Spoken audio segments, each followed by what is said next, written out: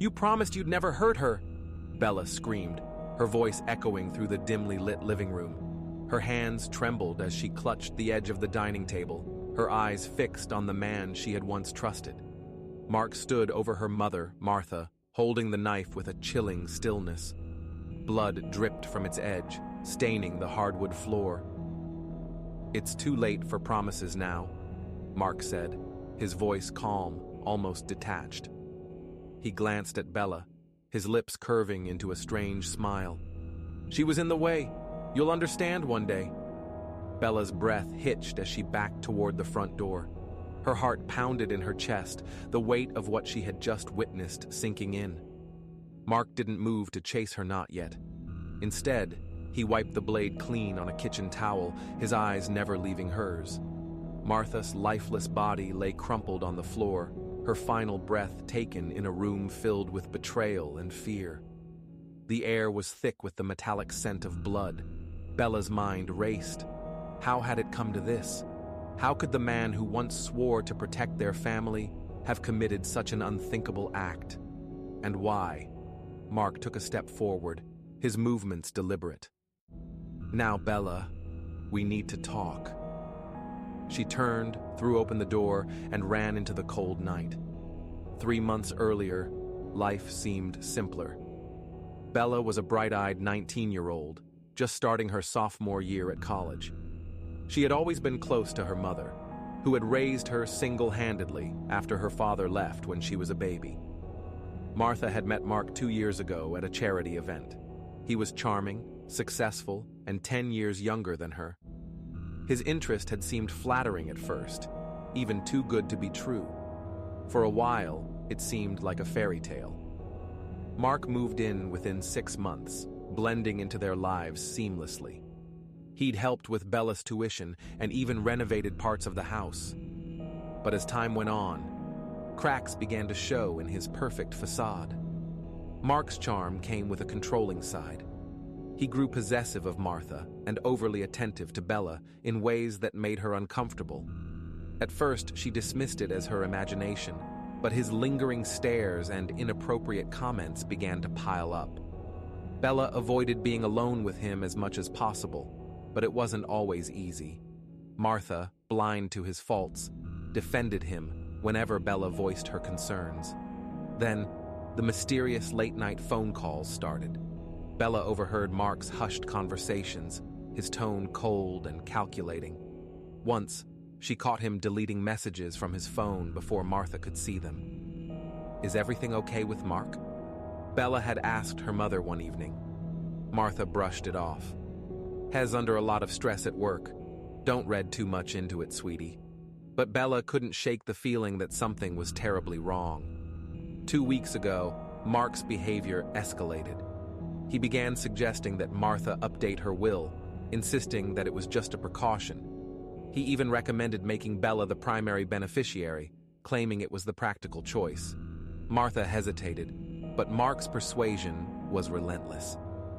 "He's trying to look out for us," Martha had told Bella, though her voice wavered. "It's not a bad idea, is it?" Bella didn't buy it. "Mom, this isn't normal. You need to listen to me." But Martha didn't listen. She never got the chance. The night it all fell apart, Bella had been in her room studying when she heard raised voices downstairs. She crept to the top of the staircase, peering down to see Mark and her mother arguing in the kitchen. "I know what you're doing, Mark. You're not getting away with it," Martha shouted. "Calm down," Mark replied, his tone eerily steady.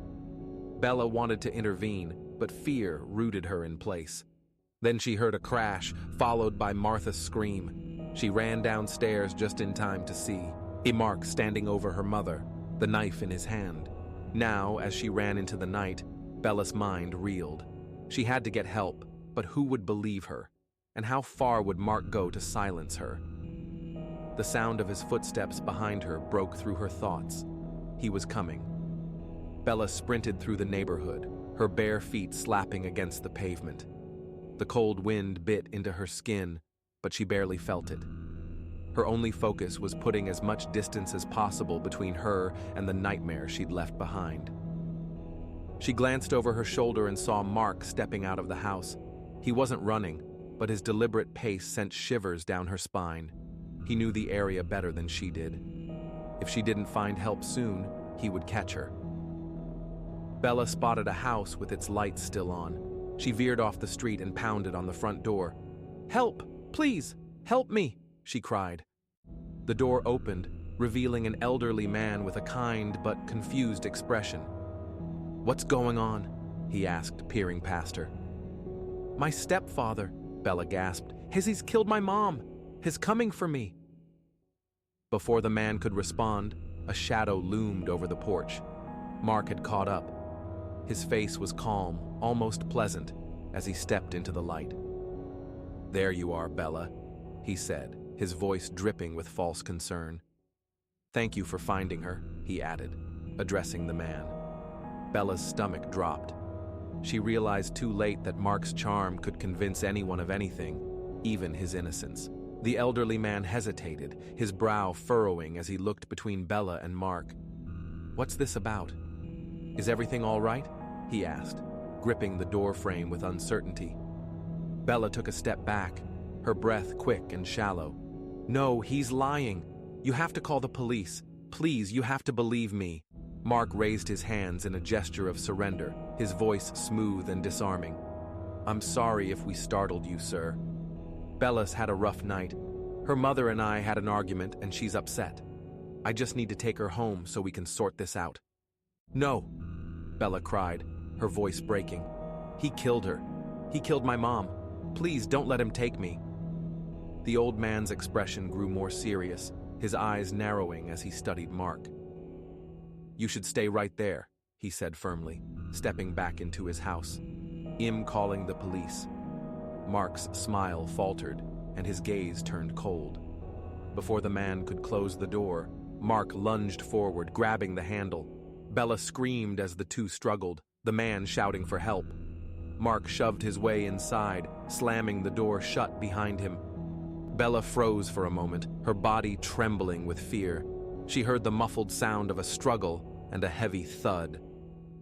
Then silence. The door creaked open, and Mark stepped out, his shirt wrinkled but otherwise untouched. He looked at Bella, his expression devoid of any warmth. "You shouldn't have done that," he said quietly. Bella turned and bolted down the street, her heart pounding like a drum. She didn't look back, but she could hear him following, his footsteps growing louder with each passing second. She darted through a narrow alley, hoping to lose him in the maze of back streets. Her mind raced. She needed a plan, a way to escape. Her phone was still in the house, and she couldn't risk going back. She spotted a parked car with its interior light on and ran toward it, hoping the driver was still inside. "Help me!" she shouted, banging on the window. But the car was empty. Mark's shadow appeared at the mouth of the alley, and Bella knew she was out of time. She ducked behind a dumpster, pressing her hand over her mouth to stifle her breathing. She could hear him moving closer, his footsteps slow and deliberate. "Bella!" he called, his voice echoing off the walls. "You can't hide forever. Let's talk. I didn't want it to come to this." She clenched her fists, her nails digging into her palms. She had to stay quiet, had to wait for him to pass. But the sound of a trash can being kicked over made her jump, and the movement gave away her hiding spot. "There you are," Mark said, his smile returning as he loomed over her. Bella scrambled to her feet, grabbing a loose piece of wood from the ground. She swung it at him with all her strength, the makeshift weapon connecting with his arm. Mark grunted in pain but didn't fall. Instead, he grabbed her wrist, twisting it until she dropped the wood. "You're making this harder than it needs to be," he growled, his grip tightening. "Let's go." Before he could drag her away, a blinding light flooded the alley, accompanied by the wail of a police siren. Mark froze, his eyes narrowing as a patrol car screeched to a halt at the alley's entrance. Bella cried out, "Help me! He's trying to kill me!" Two officers stepped out, their guns drawn. "Let her go! Hands where we can see them!" one of them ordered. For a moment, Mark seemed to consider his options. Then he released Bella, raising his hand slowly. "This is a misunderstanding," he said, his voice calm and measured. "I was just trying to help her." Bella stumbled toward the officers, tears streaming down her face. "He killed my mom. He killed her." The officers exchanged a glance before one of them stepped forward to handcuff Mark. "We'll sort this out at the station," he said. Mark didn't resist, but as he was led toward the patrol car, he glanced over his shoulder at Bella. His eyes were cold, filled with a promise of vengeance. Bella shuddered, knowing this wasn't over. Not by a long shot. The silence in the police station was deafening, broken only by the soft tapping of keyboards and the occasional rustle of papers. Bella sat huddled on a wooden bench in the corner, her arms wrapped tightly around herself. Her mind was racing with everything that had happened, the sight of her mother's lifeless body, Mark's cold eyes, and the horrifying realization that she was now alone. An officer approached, his face kind but serious. "Bella, I am Officer Grant. Can you tell me what happened? Take your time." Her voice trembled as she spoke. Mark killed my mom." They were arguing, and then her words caught in her throat. "I saw her. She wasn't moving." Officer Grant nodded, taking notes. "And Mark is your stepfather, correct?" "Yes," Bella whispered, her eyes brimming with tears. "He married my mom 2 years ago, but he always had this look when he talked to me. I told my mom, but she said I was imagining things." Grant leaned forward. "You're safe now. We've got him in custody, but we'll need you to give a formal statement. Can you do that?" Bella nodded hesitantly, her heart heavy. But even as she agreed, a nagging thought gnawed at her. Mark was cunning. She knew he wouldn't stay locked up forever.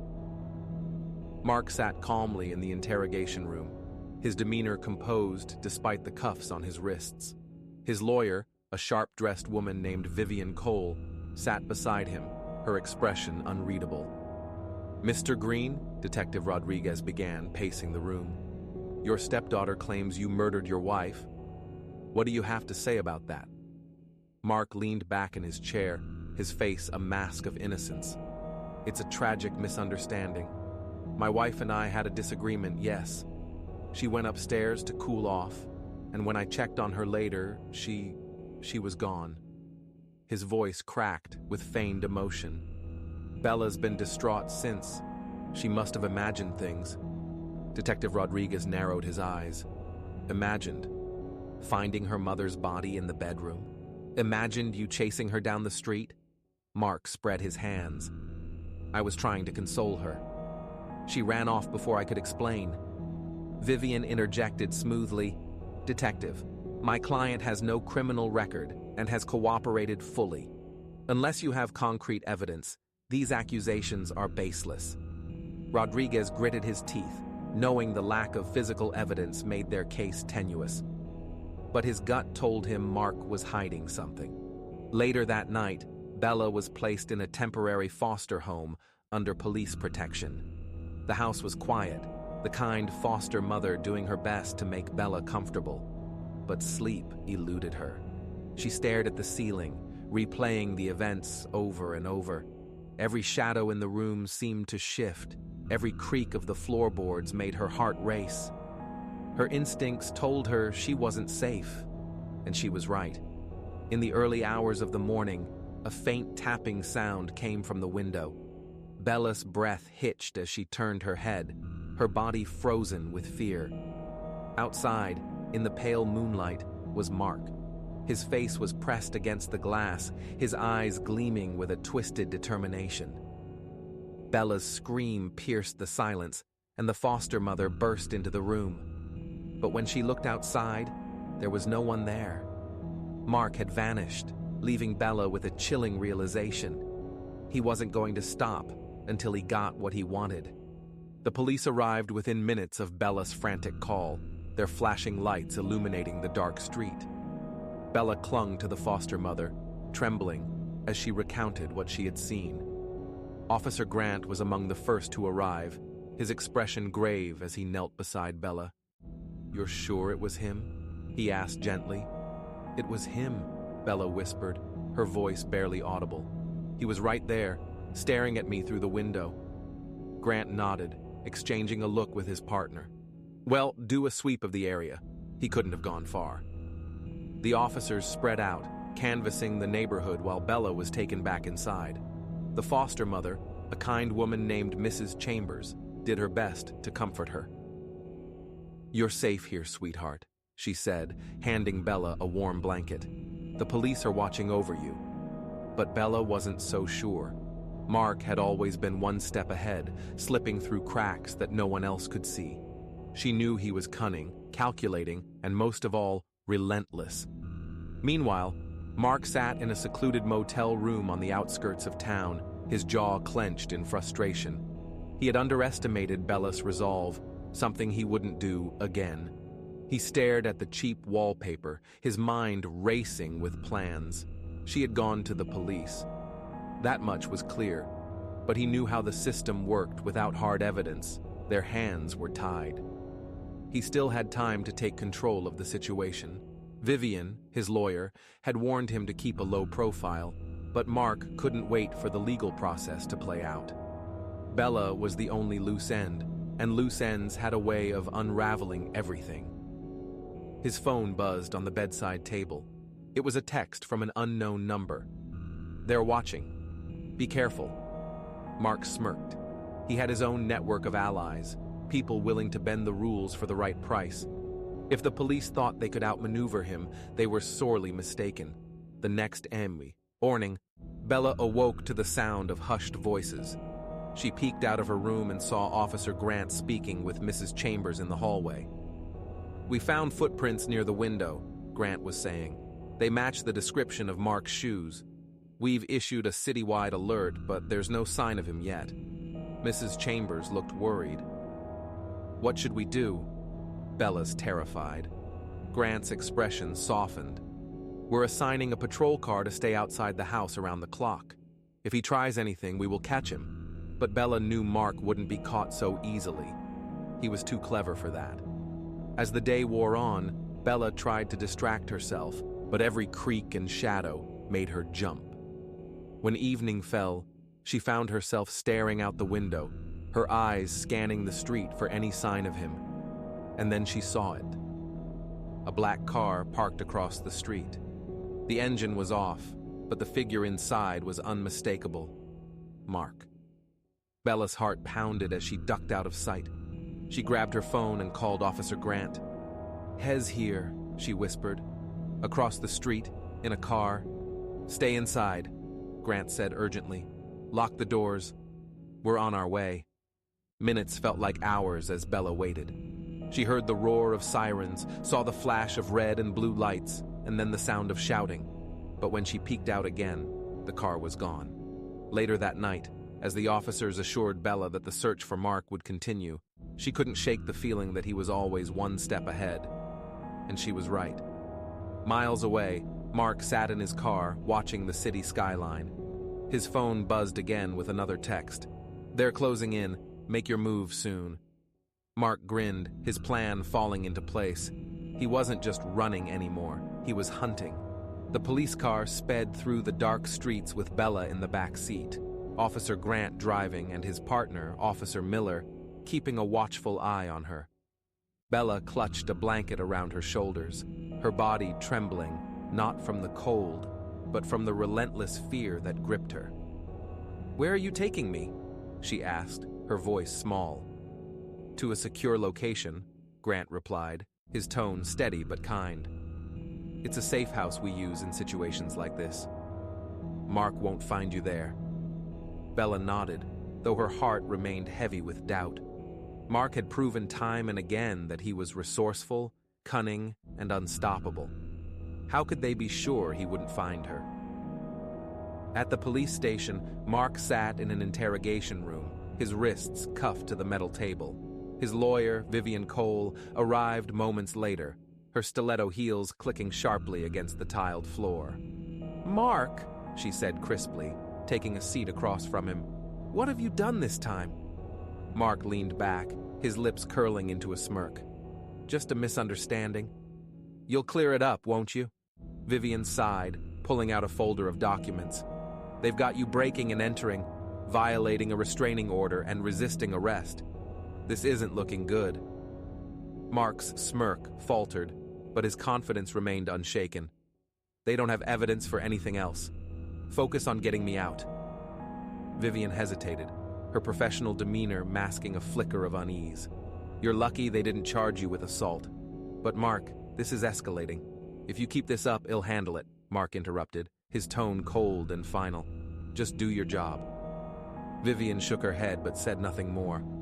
She was beginning to wonder if representing Mark Green was worth the risk.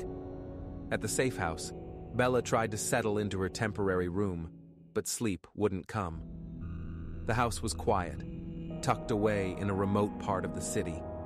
2 officers were stationed, the outside, and Grant had assured her she would be safe. But Bella couldn't shake the feeling that Mark was closer than anyone realized. She got up and wandered to the kitchen for a glass of water. The faint hum of the refrigerator and the soft creak of the wooden floorboards were the only sounds. As she drank, her thoughts spiraled. Could she ever have a normal life again? Or would she always be looking over her shoulder?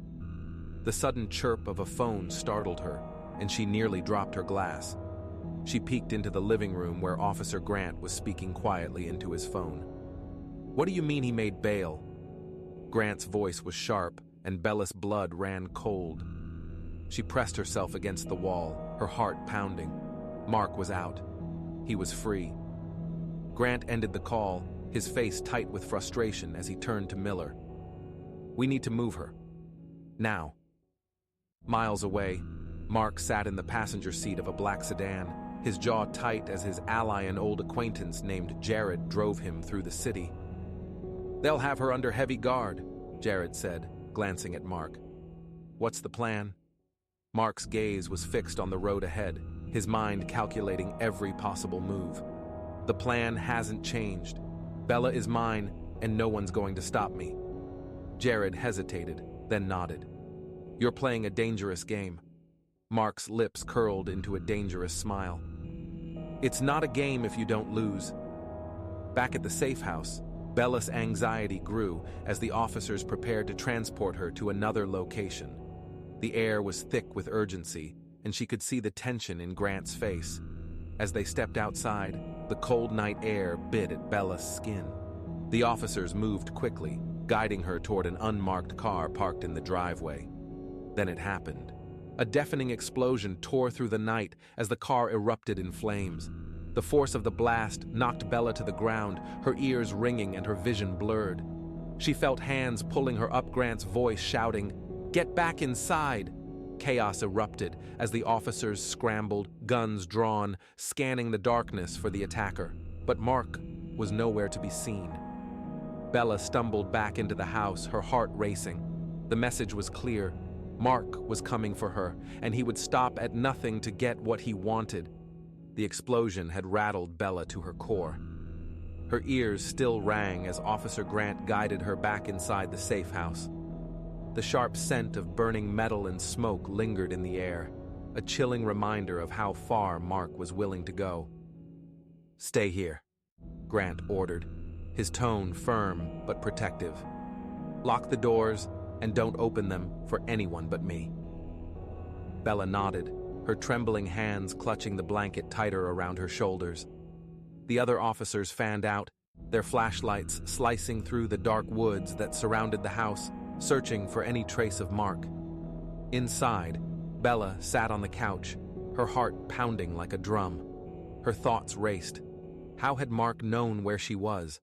Was there someone on the inside helping him? The idea made her stomach churn. It meant no one could be trusted, not fully. Mark watched the scene unfold from the cover of the woods, a smirk playing on his lips. He had timed the explosion perfectly, knowing it would sow chaos and fear. That was all he needed to keep them distracted. He turned to Jared, who was crouched nearby. They're rattled, Mark said. This is our chance. Jared hesitated. Are you sure about this? The cops are swarming the place. Mark's eyes narrowed. I didn't come this far to give up now. Bella's mine, and she knows it. Tonight, this ends. Jared sighed but nodded. He knew better than to argue with Mark when he had that look in his eyes. Inside the safe house, Officer Grant paced the living room, his phone pressed to his ear as he barked orders. "We need backup now. This guy isn't playing around." Miller stepped in from outside, his face pale. "We didn't find him, but the perimeter's clear for now. Whoever planted that bomb is long gone." Grant cursed under his breath. He glanced at Bella, who was curled up on the couch, her wide eyes watching every move they made. He felt a pang of guilt. She was just a teenager, dragged into a now. Getmare she didn't deserve. "We need to move her again," Grant said quietly to Miller. "He's too close." "Where to?" Miller asked. Grant hesitated. "Somewhere he can't reach her. I'll call the captain. For now, we double security." As the hours ticked by, the tension in the house grew thicker. Bella dozed off on the couch, exhaustion finally overtaking her. The officers kept a vigilant watch, their weapons at the ready. Then, just past midnight, the power went out. The lights flickered once before plunging the house into darkness. Bella jolted awake, her heart racing. She could hear the officers scrambling, their voices sharp and urgent. "Generators down!" Miller shouted. "Check the breakers!" Grant grabbed a flashlight, his jaw tight. "Stay with Bella," he ordered Miller before disappearing down the hallway. Bella's stomach twisted with fear. She clutched the blanket tighter, her eyes darting around the dim room. "What's happening?" she whispered. "It's probably just the storm," Miller said, trying to sound calm. But Bella could see the tension in his posture. A sudden noise made them both freeze, a soft creak, like a floorboard shifting under weight. Miller raised his weapon, his flashlight cutting through the darkness. "Stay behind me," he said, his voice low. The noise came again, this time closer. Bella's breath hitched as a shadow moved in the corner of the room. Then, out of the darkness, a figure emerged. "Mark!" Miller shouted, "Freeze!" But Mark moved with the speed of a predator, lunging at him. The struggle was brief, but brutal. Miller's gun went off, the deafening crack echoing through the room, but Mark was faster. He overpowered the officer, knocking him unconscious. Bella screamed, backing away as Mark turned to her. His face was twisted into a sick smile, his eyes glinting with triumph. "Miss me?" he asked, his voice a chilling blend of mockery and menace. Bella grabbed a heavy lamp from the table and hurled it at him. It shattered against his shoulder, but Mark barely flinched. "You can't run, Bella," he said, stepping closer. "You're mine." Bella's back hit the wall. She was trapped, her mind racing for a way out. Just as Mark reached for her, a blinding beam of light flooded the room. "Freeze! Hands in the air!" Grant's voice boomed, his gun aimed squarely at Mark. For a moment, time seemed to stand still. Mark's eyes flicked between Grant and Bella, his jaw clenched. Then, with a low growl, he raised his hands. But Bella knew this wasn't over. Not yet. Mark was handcuffed and dragged out of the house by a group of officers, his smirk unshaken despite the situation. Officer Grant stayed behind, checking on Bella, who was trembling against the wall. "You're okay now," Grant said, his tone softer than she'd ever heard. He reached out a hand to help her stand. "He's in custody again. He won't hurt you." But Bella wasn't so sure. "He keeps coming back," she whispered, her voice shaking. "No matter what, he finds a way." Grant hesitated, his hand on her shoulder. "This time will be different. We're not letting him slip through the cracks again." Bella nodded, though deep inside, a cold dread lingered. Mark's confidence, even in chains, was unnerving. He wasn't done. She could feel it. Back at the precinct, Mark sat in the interrogation room, his hands cuffed behind his back.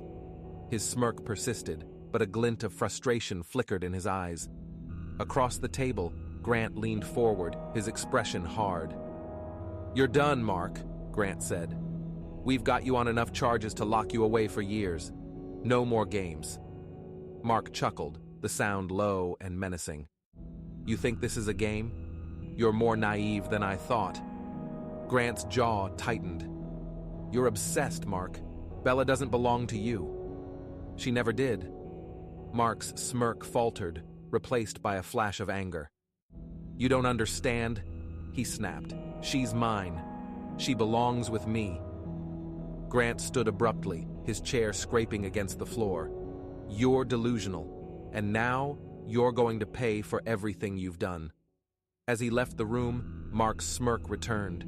He leaned back in his chair, his mind already working on his next move. At the safe house, Bella sat by the window, staring out into the darkness. The officers had assured her that Mark was securely in custody, but it brought her little comfort. Her trust in their ability to contain him had been eroded by his repeated escapes. Mrs. Chambers arrived later that evening, her face pale with worry. She pulled Bella into a tight hug. "Oh, sweetheart, I'm so glad you're okay," she said, her voice trembling. Bella clung to her, grateful for the familiar comfort. But the relief was short-lived. Deep down, she knew this wasn't over. 2 days later, news broke that sent shockwaves through the precinct. Mark had escaped. Grant stared at the report in disbelief. "How the hell did this happen?" he demanded, slamming his fist on his desk. "They think he had help," Miller replied grimly. The transport van was ambushed on the way to the courthouse. 2 officers injured, 1 critical. Grant's mind raced. Mark was free again, and that meant Bella was in danger. He grabbed his phone, dialing the safe house. Bella answered on the second ring, her voice shaking. "Is he?" "Yes," Grant said, cutting her off. "But listen to me. Stay where you are. We're sending more officers your way." The line went dead. Grant frowned, redialing the number, but there was no answer. A sinking feeling settled in his chest. At the safe house, Bella dropped the phone, her hands trembling. The lights had gone out again, and the house was eerily quiet. She backed into the living room, clutching a kitchen knife she'd found earlier. A sound from the back door made her spin around. The handle rattled, then fell silent. Bella held her breath, every nerve on edge. Suddenly, the front window shattered, glass spraying across the room. Bella screamed, stumbling backward as a figure climbed through the broken frame. Mark. His eyes locked on hers, his face twisted into a look of determination and madness. "I told you, Bella," he said, his voice low but intense. "You can't hide from me." Bella's grip tightened on the knife. "Stay away from me!" she shouted, her voice cracking. Mark took a step closer, his hands outstretched. "Put the knife down, Bella. You don't want to hurt me." But Bella wasn't backing down this time. As he lunged toward her, she swung the knife, catching his arm. He hissed in pain, but it didn't stop him. Bella bolted toward the stairs, her heart pounding. She had to find a way out, a way to survive. Behind her, she could hear Mark's heavy footsteps, relentless in their pursuit. And then she heard the sound of police sirens, faint but growing louder.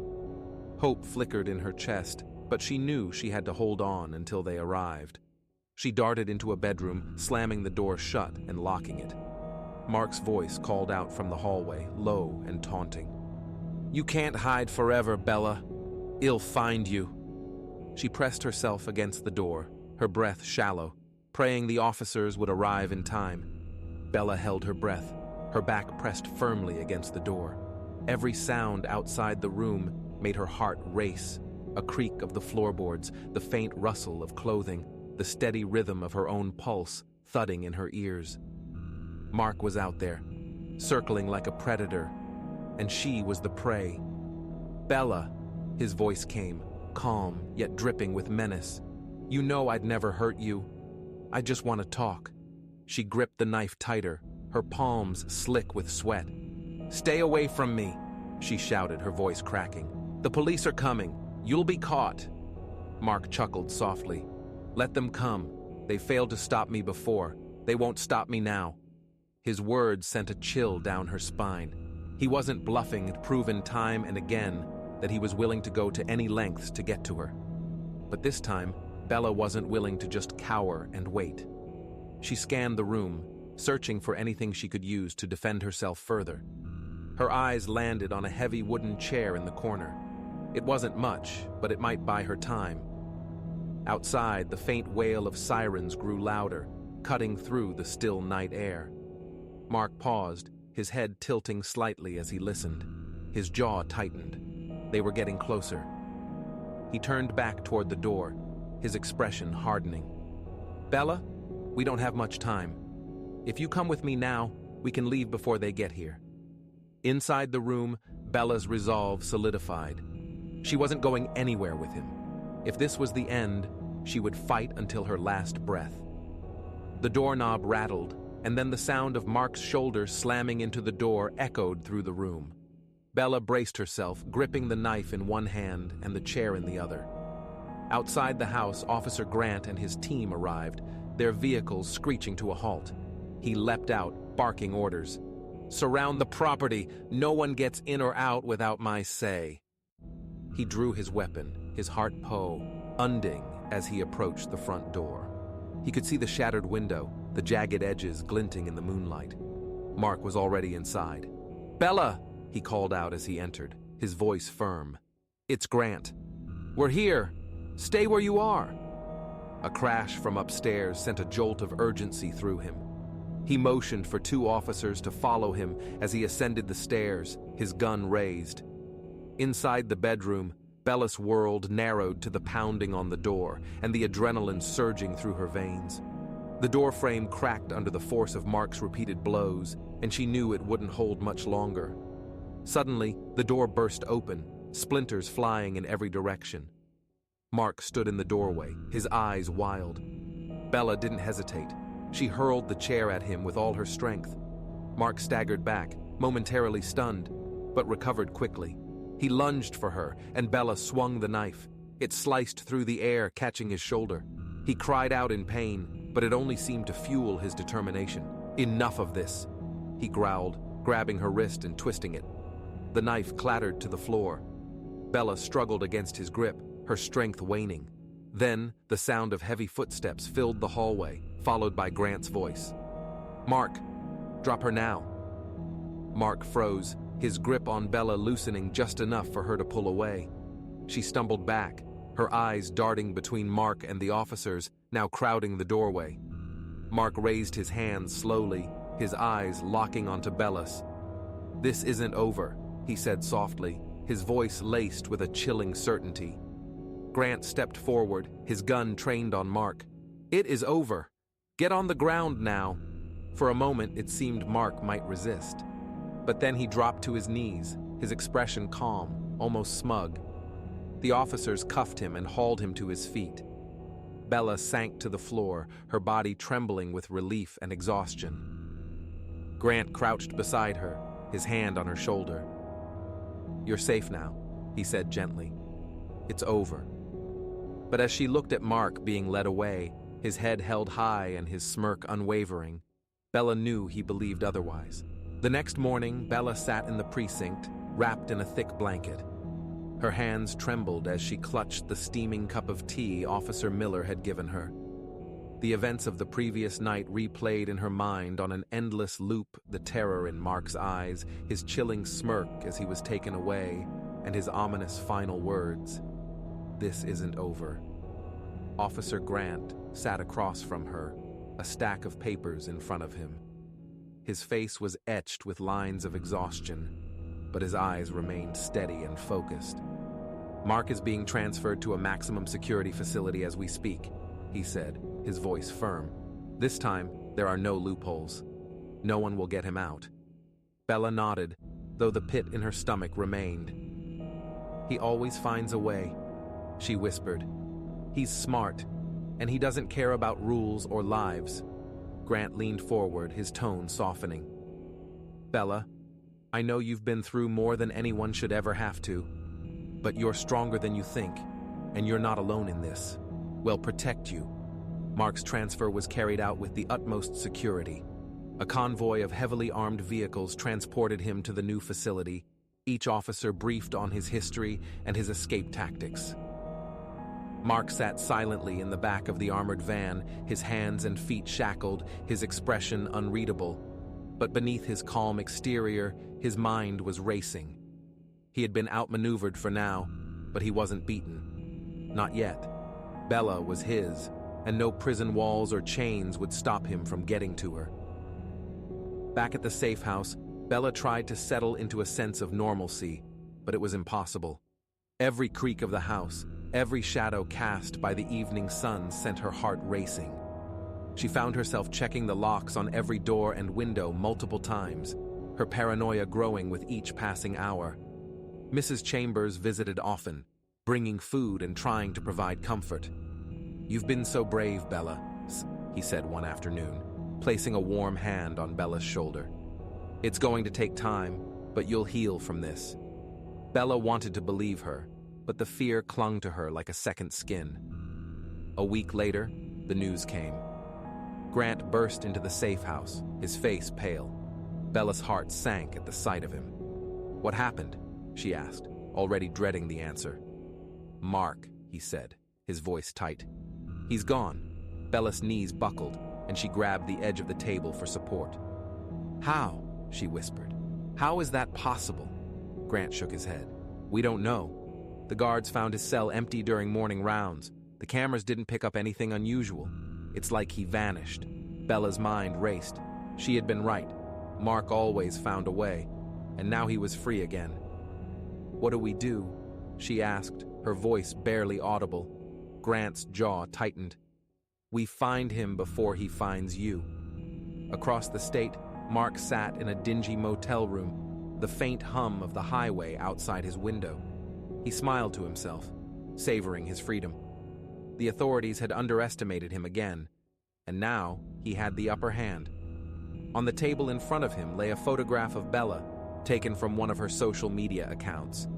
He traced the outline of her face with his finger, his eyes glinting with a dangerous mix of obsession and determination. "Soon," he murmured. "Very soon." Bella's nights became sleepless, her mind haunted by the knowledge that Mark was out there somewhere. She jumped at every noise, constantly looking over her shoulder. She knew she couldn't live like this forever, but the fear was paralyzing. Then one night, as she lay in bed staring at the ceiling, she heard it, a soft tapping on the window. Her breath caught in her throat. She froze, listening. The tapping came again, louder this time. Slowly, she turned her head toward the window. Her blood ran cold as she saw a shadowy figure standing just outside, illuminated by the pale moonlight. And then she heard his voice, muffled but unmistakable. "Bella, let me in." Her scream pierced the night as she bolted from the bed, her heart pounding with sheer terror. The nightmare wasn't over. It was just beginning. This concludes the story of a man who murders his wife to be with her daughter. Feel free to share your thoughts and opinions about this shocking story in the comment section below. Thank you for watching. If you found this video informative, don't forget to like and subscribe to our channel to get notified whenever there's a new video. It will help us bring you more impactful content. See you in the next video.